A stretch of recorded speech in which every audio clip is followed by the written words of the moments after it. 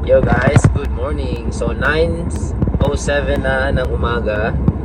Kaninang umaga 6:30 bumiyahe kami. Kaya lang ang lakas talaga ng hangin guys. Super. Tapos ang lamig na. Kaya mo ngayon naka-jacket na ako. Malamig na ngayon. Ang lakas ng hangin. Siguro dahil magpapalit na yung weather. Papunta na tayo sa winter guys. Pero as of the moment, autumn pa ata tayo. So yeah, pero malamig na talaga. Lalo kaninang umaga. Nag-walking kami kanina guys. So everyday kami nag-walk. And hopefully tuloy-tuloy rin. But ang problema lang kasi kapag may trabaho na ako, alas 7 yung pasok ko so kailangan mas early. Kawawa yung mga bata may iwan. Pero ang ginawa naman namin, yung first day kahapon, 6 kami nag-walk, at least 30 minutes of walk. Meron pa naman akong ilang minutes din para mag-prepare para sa sarili ko at hindi naman ako nagbe-breakfast. So, pwede lang around 6 AM kami mag-walk, pero around dun lang kami sa bahay. Paikot-ikot lang kami dun. Siguro mga like at least 4 or 5 houses na madaanan namin, tapos balik na naman kami dun sa bahay. Ganun lang. Basta mag-timer lang kami ng mga 30 minutes walk every day. Yan yung goal namin ng mag-asawa, kami mag-asawa. Kasi mahirap guys kapag tumataba na, lahat maapektuhan, mental health mo, sumpungin ka na. Tapos yung kasuotan mo, physical appearance mo, yan naapektuhan lahat guys. And alam ko sa mga nagda-diet, sa lahat ng mga gustong pumayat dyan is alam yung sitwasyon namin. But yeah, ngayon guys, babiyahe lang ako. Wala naman akong ibang gagawin ngayon. And also, birthday ng asawa ko guys. Mamaya daw, doon kami sa bahay ng kapatid niya. Kasi dito rin yung kapatid niya, yung kakambal niya. So, doon kami sa bahay nila mamaya. And wala naman kaming ibang handa dahil nga yung celebration niya is ginawa na namin nung Sabado at Linggo. Kasi yun nga, hindi rin ako sure na maprobahan ako sa leave. So kahapon absent lang dapat talaga yon. Pero during that day din na-approve din yung leave ko for kahapon and today. So tinanong ako kung gusto ko ba daw na i-annual leave ko rin ba daw yung sick leave or yung araw kahapon. Sabi ko lang yung both day ngayon at saka kahapon is annual leave na lang, since yun naman yung in-applyan ko for annual leave. Pero eligible din ako mag sick leave guys. So magkaiba yun, sick leave at annual leave. Pero sabi ko annual leave na lang dahil yun naman yung in-apply ko in the first place. So yeah, nandito na ako sa tambayan natin guys sa Woolies. At kanina umalis lang din ako, bumili ako ng egg kasi kailangan ng asawa ko, magluluto siya ng lumpia. Kulang kami sa itlog. Dapat kagabi pa yon, kaya lang nasaraduhan na kami. Actually, hindi naman nasaraduhan, nakalimutan talaga. Dahil kung napapansin nyo, kahapon, pumunta din kami sa Coles. Talagang hindi lang nabili. And yeah, nung nag-decide na siya gawin yung mga 9 mahigit na, nag-decide na siya gawin yung lumpia, i-mix niya lahat. Wala. Sabi niya nakalimutan niya daw yung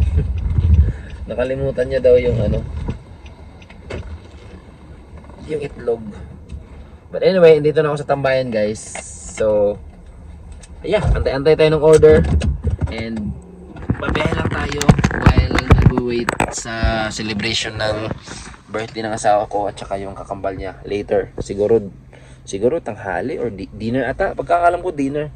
And may lechon daw sila so yeah. And pupunta din ata ako ng OK mamaya guys. Kukunin ko yung mga upuan. Yung OK, yun yung tirahan nila papa, kung saan sila nakatira. So dito ako ngayon sa cheesecake. Yan, cheesecake. And doon naman Subway. Yan, Subway. Yun. Antay lang ako dito guys. And kakaon lang ng apps natin.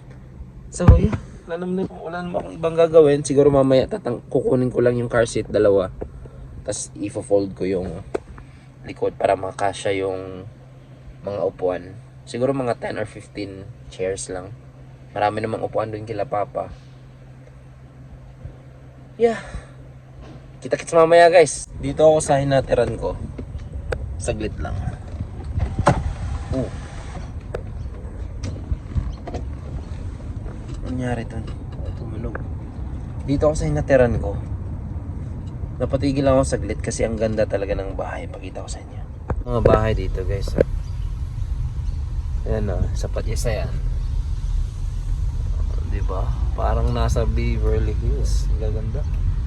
Kasi hindi lang klaro eh. Yan o, may gate pa. Ganda oh. Meron pa dito, ganda. Dahan-dahan lang tayo guys.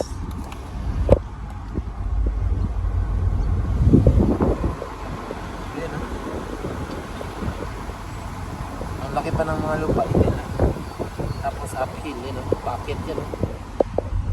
Yan oh. Ganda ng bahay.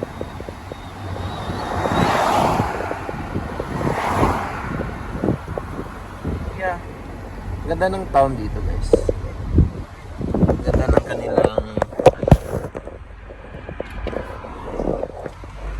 yun naman yung maganda kapag bumabiyahe ka kasi you get to see those beautiful places, mga houses, ganun, lugar. Ang ganda lang. Ganda dito guys, promise. Lalo ngayon malamig-lamig na.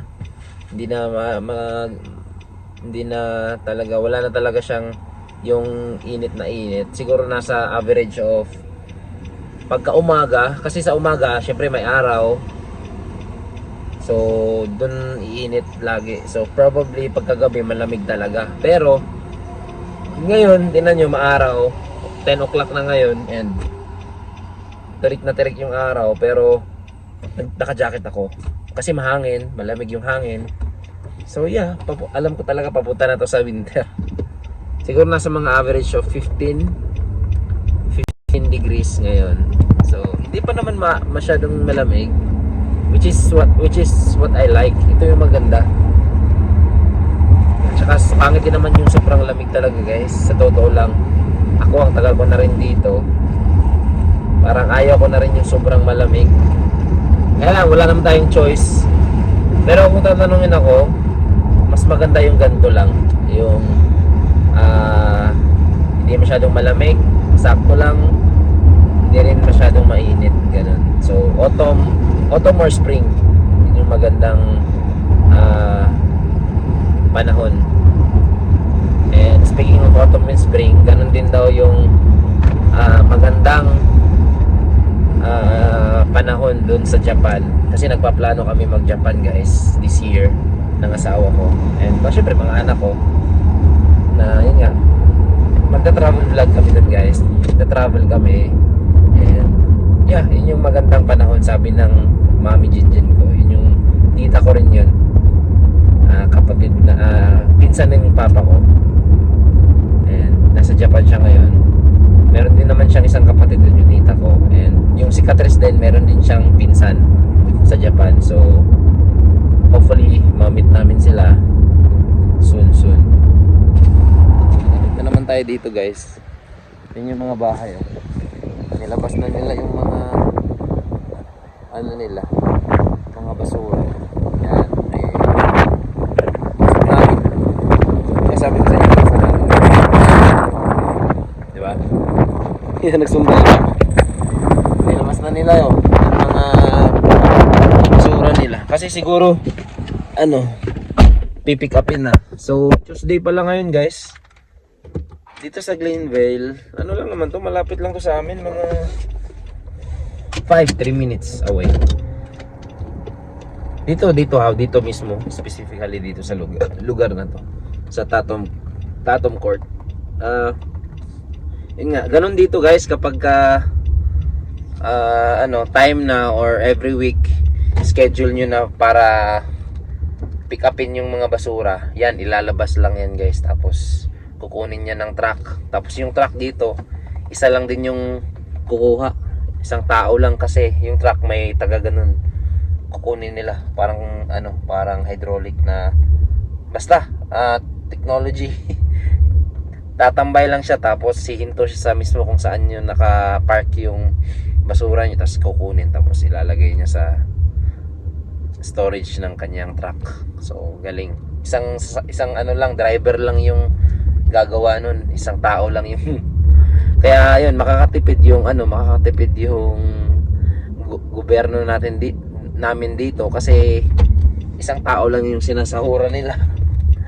Unlike sa atin sa Pilipinas, ang daming tao binabayaran. Kasi wala masyadong kagamitan dun eh. So yeah. Yun guys, yun lang naman yung advantage dito. You get to see those lugar. Magaganda din yung lugar nila dito. Ganda din ng bahay. Kaya lang, kumpara doon kanina sa una kong diniliberan, mas malaki yung lupain nila doon. Kasi ito, dito, nasa city na to. Doon, nasa rural area. Yung una. Medyo may kalayuan yun eh.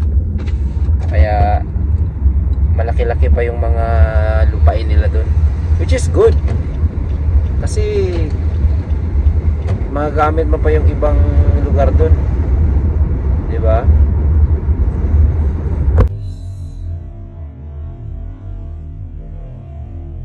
Gusto ko sana ipakita, kaya lang baka mag-cost tayo ng traffic.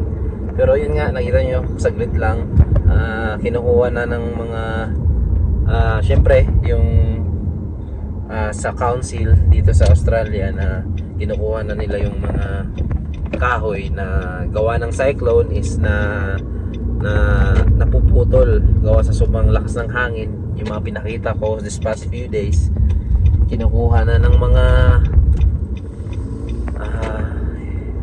trabahante dito sa council, sa Toowoomba Council. So yeah, ang ganda lang talaga dito guys kasi lahat ng kalat lilinisin talaga at wala silang ititira.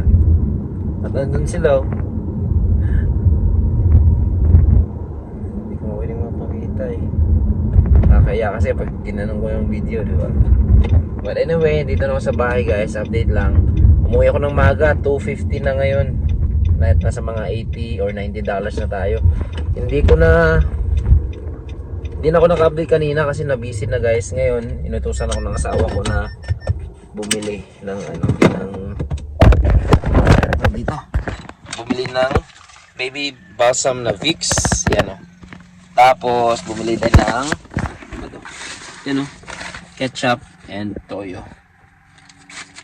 Para to sa lechon and sa mamaya sa humba. Yung toyo para sa humba. Tapos yung naman yung tawag dito? Yung ketchup para din sa lechon and para sa lumpia. So yeah. Guys. Taya, I love, and Tali. It's her birthday guys. 18 of March. Pero dito kami sa kwarto kasi yung panganay namin, she's sick. She is sick guys. And yan si Taya din.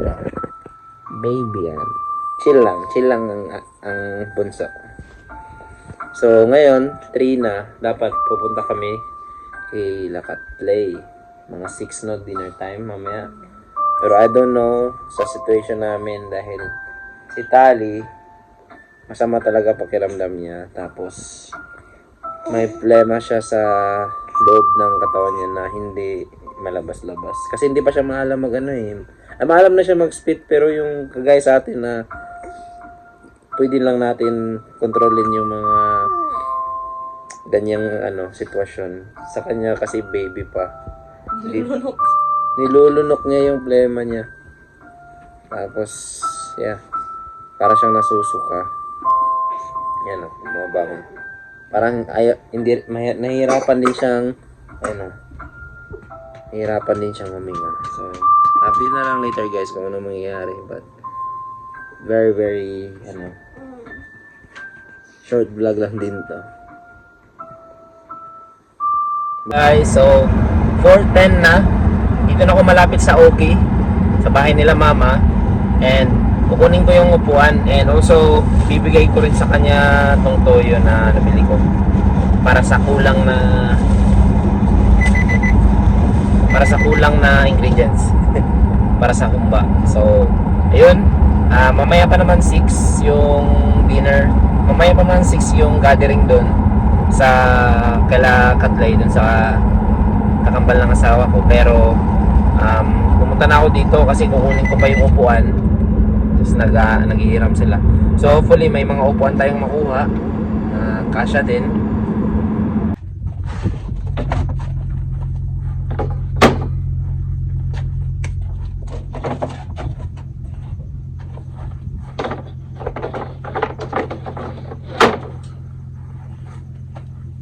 Dito na lang eh. Dito na ako. Dito. Pwede, pitura. Ayaw.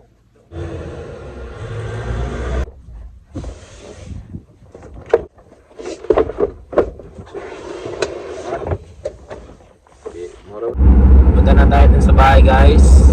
Pero daan muna tayo ng cheesecake. Bibili tayo ng cake.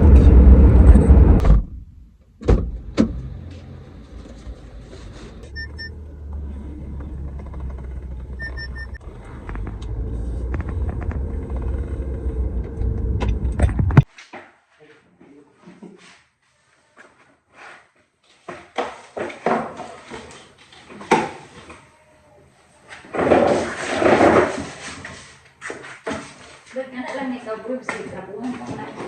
Wala naman. Ako nang ginawa.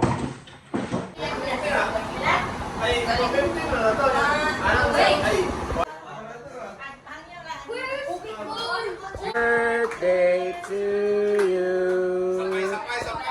Happy birthday to you.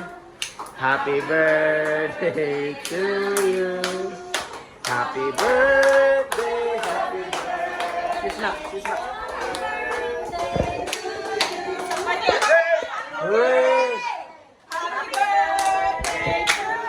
Bigay sa akin.